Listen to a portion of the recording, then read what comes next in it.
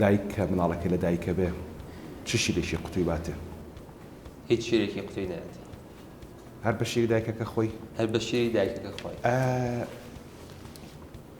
لەوێ من خوێندومەتەوە ئەڵێ بڵێن هەر مەمکێکی دایک بەشی تێرکردنی دوو مناڵەکە. بەڵێ وایە.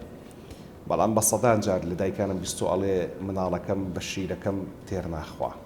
بڕوان پێ بکەوانیە کاگدۆر، ئەمە هەڵەتی گەشتنێکی گەورەیە.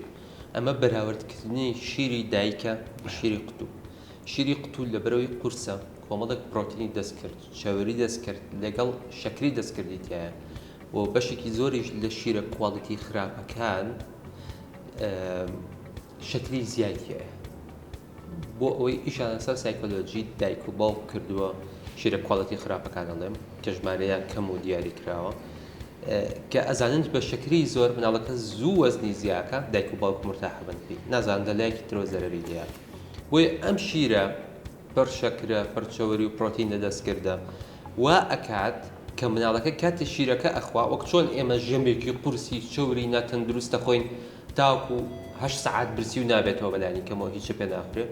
ئەم مناڵەش تا 4 سعات شیری پێ ناخورێ بۆی دایکەکەش مرتاحە تا 4 سعات ترە چۆ بەلای ئیشی خۆیەوە بەس کە شیری خۆی ئەیاتێ لەبەروی شیرێکی تەندروستە ئاسانە بۆ هەزمکردن زۆربەی مناڵەکە لەشی ئیمتیساسی ئەکات یعنی هەڵی ئەمژێت و ئیسفادەی لێەکە بۆیە مناڵەکە هەموو سعات و نیوێ جارێ 2 سعات جارێ برسیە بێتەوە دایکە کاڵێ بێتاقەت بوو هەموو سعات بێ شیر بم شیری قوتووەکە مناڵەکە مڕەکە نەک تێری بکە وعینەن ژەمێکی چۆری قورس وایە بوو. بەڵێ